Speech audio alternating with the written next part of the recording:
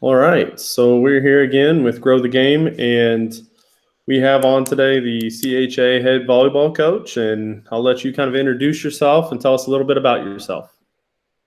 Thanks, Derek. I'm Heath Kufahl. I've been the volleyball coach at Christian Heritage, the high school coach for 14 years, and been part of the program for 21 years since I got out of college, actually. So it's been the only place that I have coached volleyball at, and have we run a club out of there as well.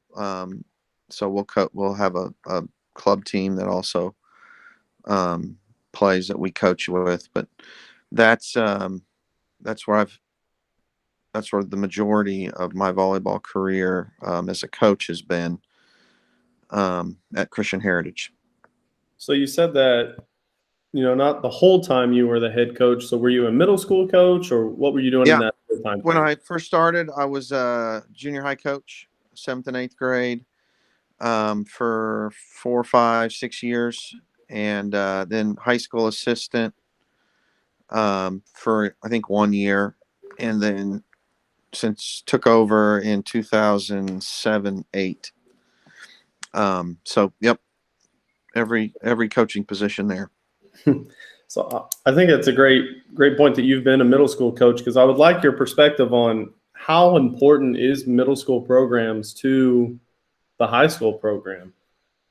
I think I think probably the most important thing is to have some continuity between what you're trying to teach at the high school level and then at the middle school level. So to have a coach um, that is aware of those things, and then for you to have like a presence, whether or not necessarily having practice, but um, that those junior high girls are seeing the varsity program and hopefully seeing them have some success so that they want to be a part of it. And we've been, the school our size, a lot of the girls will know each other. The high school girls will reach out to the junior high girls.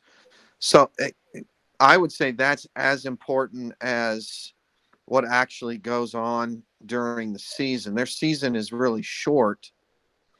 And so the amount of time they have to improve is minimal, but and it's important. Obviously, every touch is important, but um, I think equally important is for them to see the varsity girls, see what they do, and be able to, hopefully be like, yeah, I want to be involved in that. Yeah, I think that's a good point. Is not necessarily the middle school program in the aspects of skills and X's and O's, but just being a part of the program and starting that, looking at the varsity and saying, I want to be one of them, and kind of looking up to them and feeling like they're part of the program already. Yep, yeah, Yeah. definitely. So I know you also coach basketball. So kind of what's your take on multi-sport athletes versus, kids that play club? Yeah.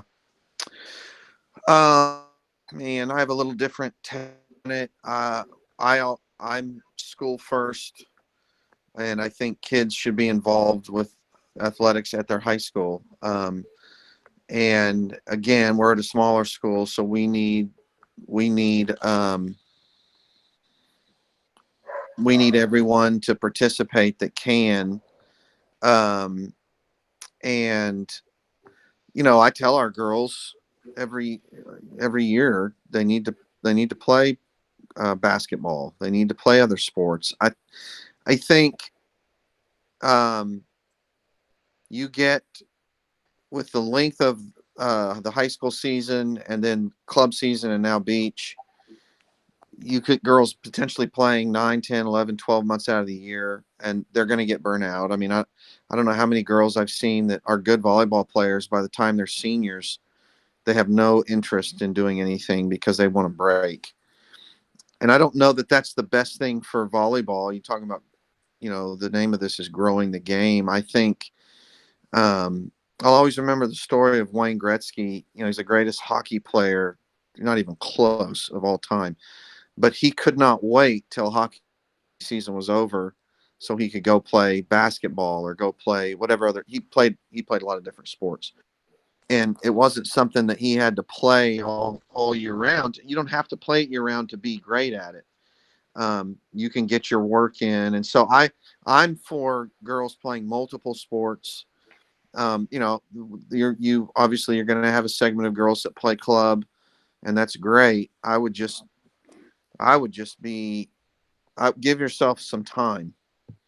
And if there's parents that are out there, like you talked about, girls don't have to be playing 11, 12 months out of the year to be the best. We have you probably have had girls too who don't. We've had girls that not even play a full season of club who are good enough to play collegiately. And so anyways, I just that's I'm always school first. Play your school sports, enjoy playing with your friends at school. Those relationships are much deeper typically and more meaningful than the relationships on a club team. They get close during club season, I would imagine, but then they typically move on to different teams. So Yeah, I agree. I mean, the stats even show it that, kids that are multi-sport athletes are far less to be burnt out. They're far less to be injured. I mean, there's a lot to say about playing multiple sports and, and like you said, the relationships they build with them and how that school pride, I think those are all important factors to look at as well. So, but there is that portion where I think club can bridge a gap for some kids. It can be an outlet for others that, maybe the other sports ain't for them, but they've both got their pros and cons. And, just being both volleyball and basketball, I figured you'd have a pretty good take like you did. yeah. So what is one thing, if, we're talking about new coaches and growing the game, if there's a new coach out there, what is something you would tell them so that when they take over their program, they're a little bit better equipped? I think there are two things that come to mind. One is actually, what is the purpose of your program? And I think that needs to be defined. Like, why are you doing this? What do you want your program to be about? For example, we have a kind of a saying for our program is, well, it's not kind of a saying. It is what we kind of focus on, and that's playing to a higher standard than winning. So the things that we do, hopefully, are in line with that.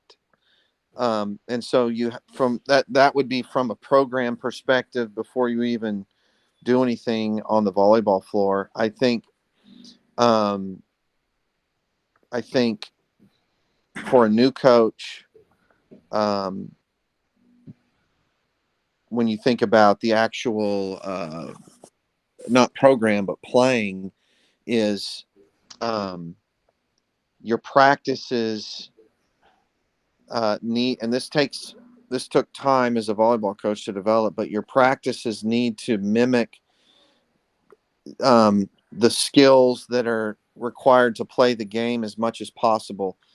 And so I read a lot of John Kessel, his blog, over the years, and love it, and have incorporated actually into volleyball and basketball. We do as much game-like practice stuff as we can, and we want them playing the game and seeing things that they're going to see in the game. And so I would say develop drills or get drills that are as game-like as possible, and then make your practices more difficult than games.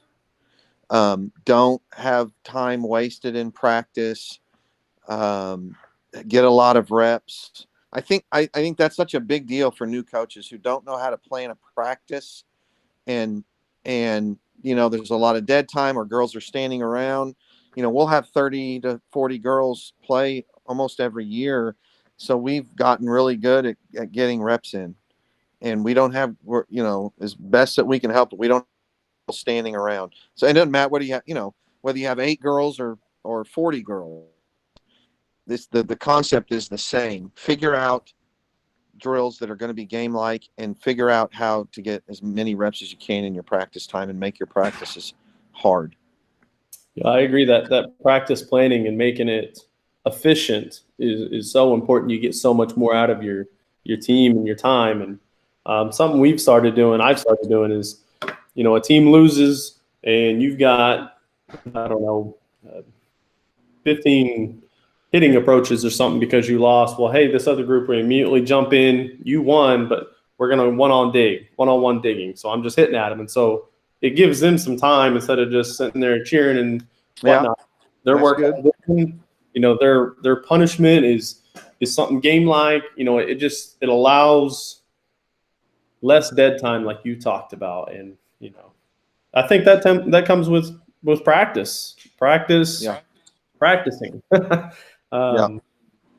So, well, you've had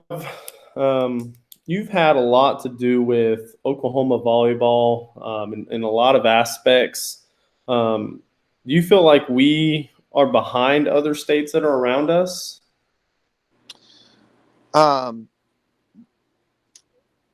We're behind Kansas and Texas, obviously. I mean, those states are volleyball in those states.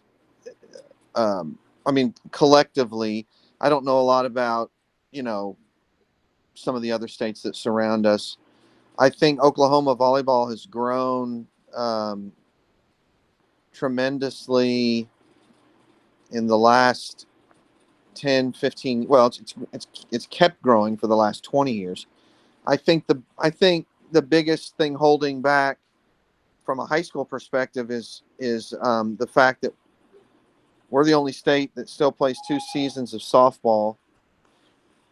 Slow pitch softball is a sport that's not played collegiately, and it's a sport that should be, to me.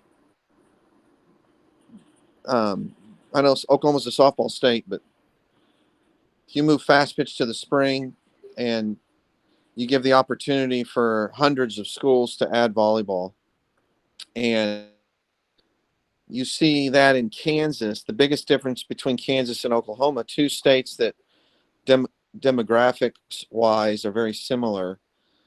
The rural schools in Kansas are good at volleyball because they have club teams. Their high school programs are good, and they have 1 season of softball in the spring.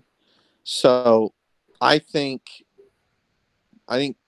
while volleyball in Oklahoma has grown a lot, until that happens, and that will affect club volleyball too, because if you had 100 high schools add volleyball, then you're going to have that many more teams start playing club, and there are 10,000 plus club players in Kansas, and there's around 3,000 in Oklahoma, and those states are very similar in terms of population base. So we're behind because softball. This Oklahoma's been a softball state, but there's no doubt that volleyball is the fastest growing girls sport in the country, and it's where athletics. I think there are more girls participating in volleyball than even soccer at this point. It's by far surpassed basketball. And so to me, I think from a state perspective, and we tried to talk to the state association about this as much as we can. Be forward looking. Where's the sport headed? Where are sports headed? And volleyball, I don't think is slowing down anytime soon. Nope. And that is all 100% things other people have said that, we had Deidre on here and that was something she said. It is something that I think needs to change, and it is our biggest hurdle probably. And this is why I wanted you on here. You threw out some numbers, you threw out, some comparisons, and Not even necessarily just talking about problems, but also solutions to what we're trying to do here. And the club aspect to it is, how do you argue with that? 3,000, 10,000, and it just makes Yeah. it difficult. But so you have had a lot of really successful years.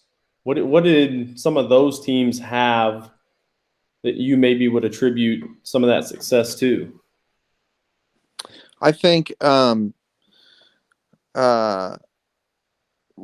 got to have good players, and we've been blessed to have good players. I think part of that is due to you get to the point of if you have girls that are good that younger girls see and they want to emulate and they want to spend the time doing it, that kind of builds on itself at a school at our size. And so we've had that. The biggest thing for us, we've been blessed to have the girls involved in our program, and this is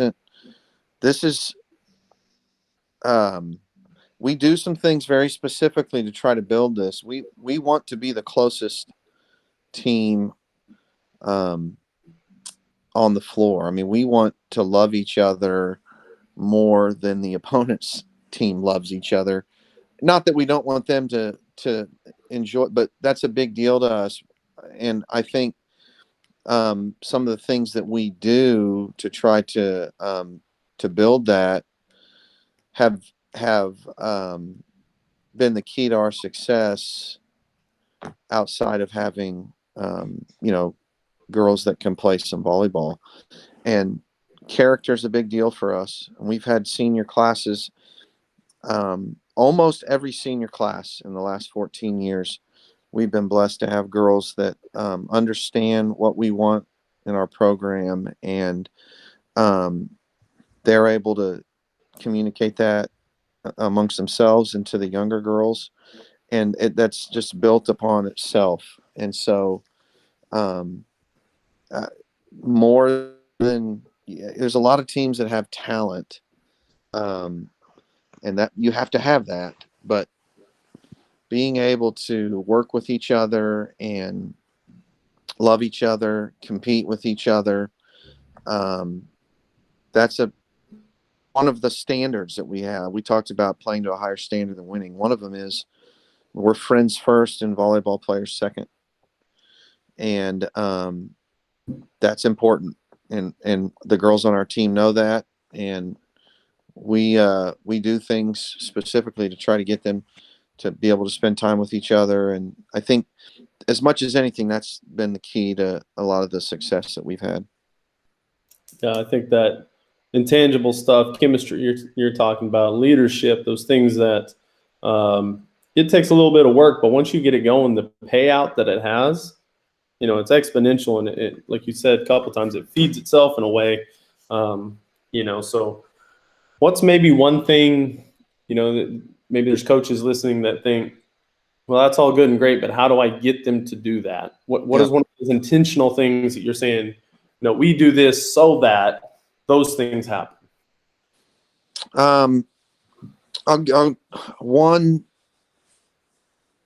One thing during the season is we have every one of our girls has another girl on the team that we call it a faith friend,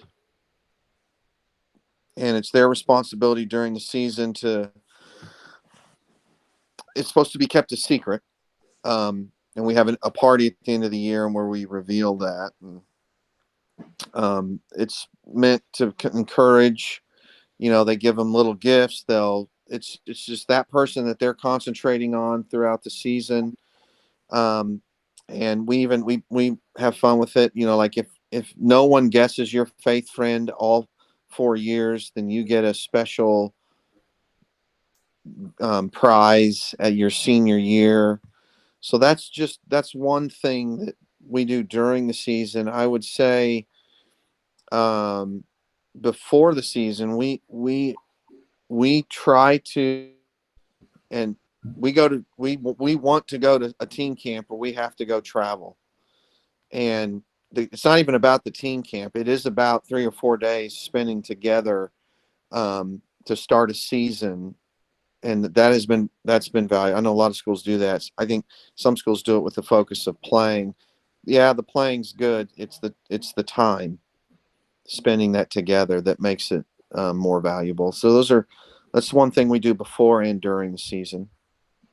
Yeah, I love the Branson team camp. I think you guys either go to it or usually go to it, right? We've been there. We've gone to Wichita State more than any place, but we have gone to Branson, I think 2 or 3 times. Yeah, and I love that place for the fact that you get to play whatever 8 to noon or whatever, but you've got that whole back half of the day to do some team bonding and just have some fun as a unit and kind of start having that chemistry built. Yeah. Team camps are so awesome and so helpful to our programs, but also just the girls and that 4 years they're there, in the school system. Yeah. So, do you feel like there's a West Side, East Side kind of rivalry in a way? Man, I hope there is. I know that up here we talk about, we're saying who the All-State game's a little different, but we talk about who won the different classes and who got, who's in the state tournament finals. And it's, the East Side has done really well in 4A and 5A, but man, there needs to be a rivalry. I hope the coaches on this side, and I think there is to some degree. One thing about volleyball coaches, everybody's is friendly and friends, but first we like to compete, and so we want the West Side to be better than the East Side, and so I hope that there is a rivalry, and I think there should be. Yeah, I remember when I was out in Clinton, it was any time we went to the East Side or we saw someone like you going in a state tournament, we were like, let's go West Side. Like, yeah, I don't even know them, but they're the closest thing to our group we can root for. And yeah. I'm going to be honest, I haven't seen it as much from this East Side perspective, and maybe that's because I'm at 6A and maybe that has a little play in it, but yeah.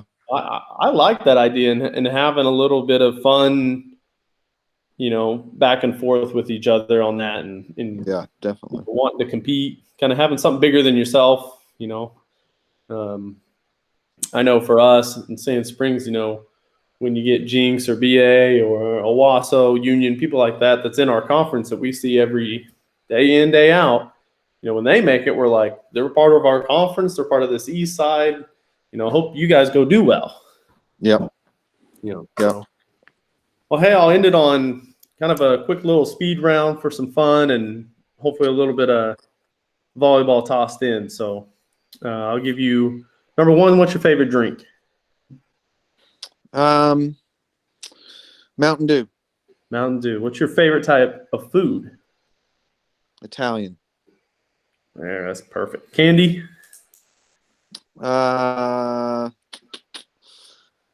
Reese's Pieces. Yeah, you're my guy. It's going to get a little tougher here. Best player you've ever coached? Best player I've coached, Olivia Curtis, had 2,000 kills in high school. She plays for OU currently. She's just a tremendous athlete. So she's the best volleyball player I've coached. Yeah, she was a stud. Which is better, a huge swing for a kill or a great dig to stop one? A great dig. Yeah, them digs are few and far between, and they are something to watch. What is your favorite volleyball memory? You've had a lot of state championships and runs, but what's your favorite moment you maybe ever had? Well, we got into the state association in 2008, and we made the state tournament every year. but could not win.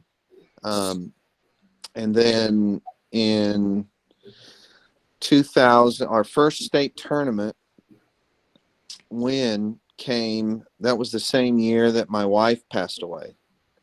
So my wife died in early August, and that season was obviously dedicated to her. And there were seniors on that team that were very close to our family, and there are a lot of players on that team that were obviously, that kind of thing brought our volleyball team even closer. And so we were in the state tournament against Mount St. Mary's at Westmore. I would imagine, I don't know because I haven't been, but Westmore is a big gym. It was full. It was probably the biggest volleyball crowd I've seen at a game that I've been at. And so we got to the finals, played St. Mary's. We're in the fifth game, and we were down 11-6, and called a timeout. And I believe we scored the next 7 points, and then won 15-12. And that will, I don't know that there'll ever be a better moment in any sport. That was something that we'll always remember. It was an emotional time for the girls on our team. My wife's dad was the athletic director. He's the one who gave us the medals, and so it was kind of like out of a movie to some degree, and something that we won 4 in a row, and that was the first one. So that was by far the biggest memory. I did a second, not necessarily a close second, was I got to coach the Under Armour All-American game a couple of years ago. 2 years ago, I was nominated and I was rewarded or awarded with the National Coach of the Year, and so got to spend 3 days coaching high level D1 girls that were going to D1 volleyball schools, and it was an amazing experience to see the girls at that level, and see how hard, even in an all-star game, that they worked in a practice setting. It made a big difference for me as a coach, coming back even and telling our girls, these girls are much better than any girl that I've ever coached. Olivia was a great player, but these girls are going to Stanford and going to Nebraska and Minnesota, high level, but they worked their tails off. Those two things come to mind to me.